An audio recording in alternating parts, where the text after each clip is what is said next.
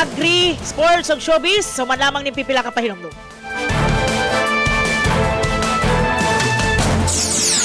Sumasambulat sa buong Pilipinas. Sunshine News Blast. Damo nagpaminaw sa DYAR 765 SMNI Radio Cebu. Kapartner mo sa balita o serbisyo. Inzomo man siya organic disinfectant ug odor control nga gamit namo sa among manukan kada human namo og hinlo, kada human namo og habo sa mga iti, amo dayon na siyang butangan ani. Dili siya i-direct og butang. Butang namo siya sa sprayer, mixan na siya og tubig, dayon i-spray din siya diha sa portion nga gikuan na nimo siya sa hugaw. Kunya nakandot ani niya kay odor control ni siya o wala jud kayo ni siya baho, dili ka baho kayo ang mga iti mo nang bisan sa among mga bisita diri sa manukan, makainggo sila wala jud baho ang manukan. Unya last na po siya langaw bisan sa taas, wa jud kay makita nga langaw dito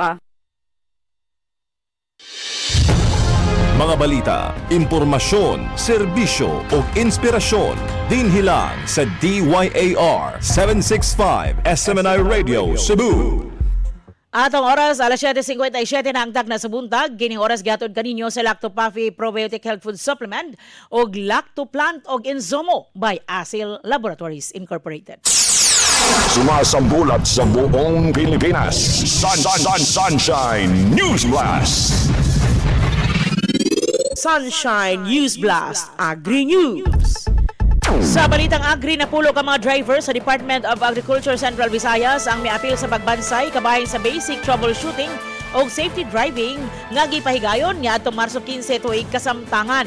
Gipasiugdahan ang maong kalihukan sa Isuzu Cebu uban sa suporta sa DA7 aron mapalambo ang kahibalo o kahanas sa mga driver, ilabi na ang pagsiguro sa luwas nga transportasyon sa mga kawani o mga programa sa agrikultura paingon sa kaumahan. Apil sa gibansay ang gusto nga pre-trip inspection sa sakyanan, pag-ila sa posibleng mechanical issues samtang nagbiyahe o defensive driving techniques aron malikayan ang aksidente.